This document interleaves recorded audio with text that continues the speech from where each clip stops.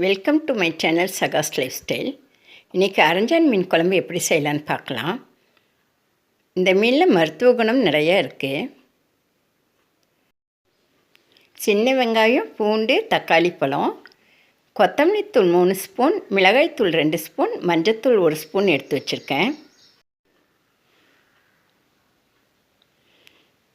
தாளிக்கிறதுக்கு சின்ன வெங்காயம், கருவேப்பிலை, கொத்தமல்லி தழை எடுத்து வச்சுருக்கேன்.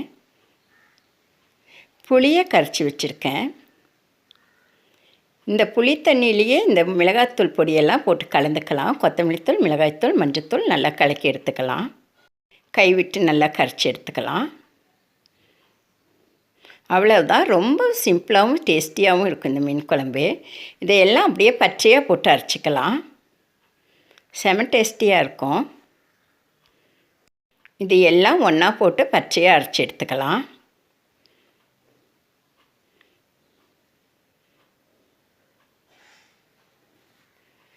தேங்காயும் இதில் போட்டுக்கலாம். அரை மூடி தேங்காய் போடுறேன். வாங்க மீன் குழம்பு எப்படி செய்யலான்னு பார்க்கலாம். ஒரு கடாயில் நல்லெண்ணெய் ஊற்றிக்கலாம். கடாய் சூடாயிடுச்சு. எண்ணெய் காஞ்சதும் வறுத்து அரைச்ச வெந்தயப்பொடி போடலாம். 1 ஸ்பூன் போட்டிருக்கேன். கசக்காது வெந்தயப்பொடி, செம டேஸ்டியாக இருக்கும். சின்ன வெங்காயம், கருவேப்பிலை போட்டுக்கலாம். கொஞ்சமாக கொத்தமல்லி தலையும் போட்டு வதக்கலாம். வெங்காயம் நல்லா செவக்க வதங்கட்டும். அந்த வெந்தய பொடியோடு கலந்து வதங்குறப்ப செம ஸ்மெல் வரும். செம டேஸ்டியாக இருக்கும். நல்லா கிளறி விடுவோம். நல்லா செவக்க வதங்கட்டும்.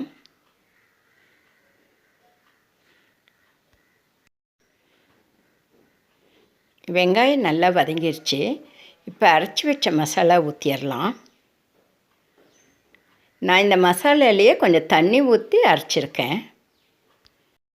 இந்த மசாலாவை நல்லா கலக்கி விடுவோம். இந்த மசாலா எண்ணெயில் வதங்கணுன்றதில்ல,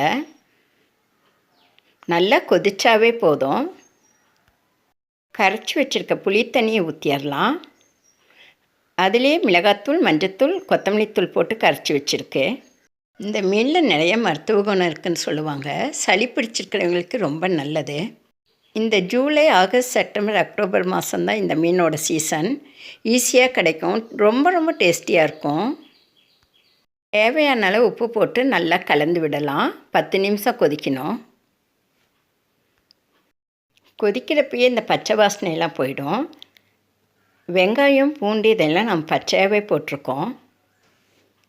ரொம்ப உடம்புக்கு நல்லது. இந்த மீனில் முள் கொஞ்சம் அதிகம் இருக்கும். அதனால் பார்த்து கொடுக்கணும் குழந்தைகளுக்கெல்லாம். மூடி போட்டு விடுவோம். ஒரு 10 நிமிஷம் நல்லா கொதிக்கட்டும். 10 நிமிஷம் ஆயிடுச்சு. பச்சை வாசனையெல்லாம் போயிடுச்சு. நல்லா கொதிக்குது.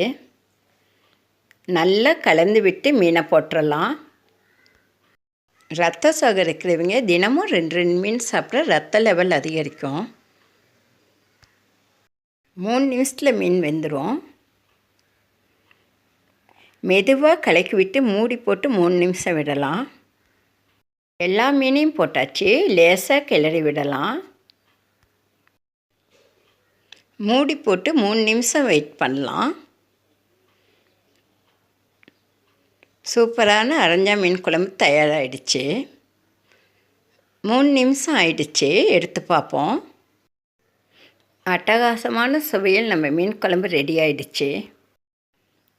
லேசாக கலந்து விடலாம். மீன் வெந்துருச்சு.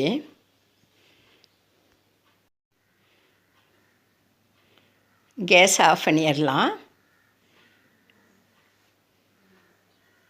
மூடி போட்டு 1 நிமிஷம் விடலாம். 1 நிமிஷம் ஆயிடுச்சு. மேலே கொத்தமல்லி தலையை போட்டால் நம்ம மீன் குழம்பு ரெடி ஆகிடுச்சு.